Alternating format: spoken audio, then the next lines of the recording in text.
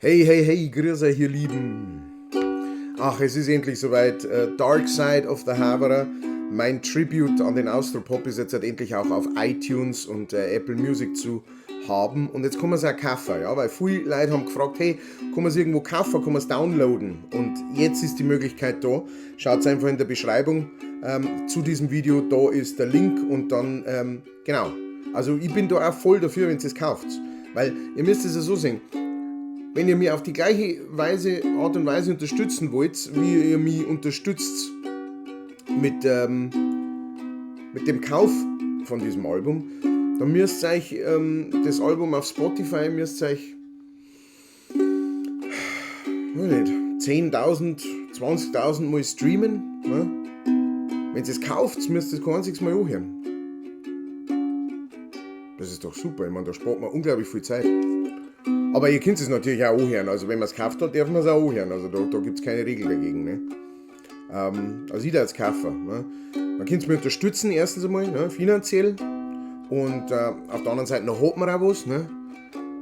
Kann auf seinen Computer immer wieder in seinen Ordner schauen und sagen, ah ja, das habe ich gekauft. Ne? Und dann kann man es ja auch trotzdem streamen. Das ist ja das Schöne.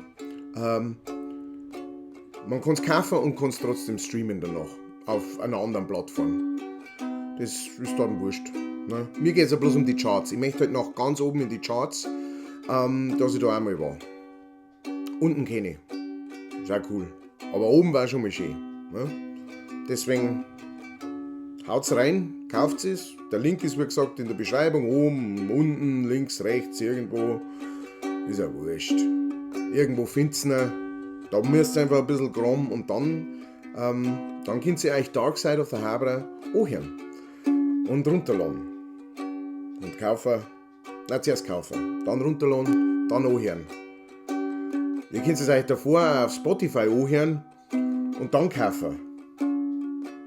Und wenn ihr es gekauft habt und es gefällt euch, dann kann es mir einen riesen Gefallen da, dann könnt ihr es auch noch liken und so bewerten und sowas. 5 Sterne, 20 Sterne, wie viele Sterne auch immer ihr hergeben wollt.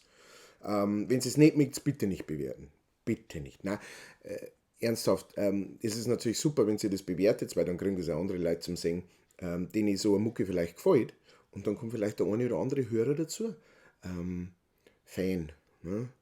Und mir war es unglaublich wichtig, dass das funktioniert mit der Platten, weil erstens ist es eine schöne Platten und zweitens, ich möchte nicht auf TikTok. Bitte, ich möchte nicht auf TikTok. Und wenn das nichts wird, dann muss ich auf TikTok. Ich will nicht auf TikTok. Bitte. Da hat mir den einer gefallen. Ich bin ja wirklich medienaffin, aber TikTok, ich will nicht auf TikTok. Ich mache meine Werbung auf dem guten alten YouTube und am Instagram, auf das ich auch nicht wollte eigentlich. Aber jetzt bin ich da und bitte lasst mir nicht den Schritt weitergehen. Ist ja wurscht jetzt. Auf jeden Fall oben, unten, links, rechts, hinten und vorne, da gibt es den Link und dann kauft es, loadet es down und ich gebe euch dann ein Update, wenn wir auf Platz 1 der Charts sind. Ja?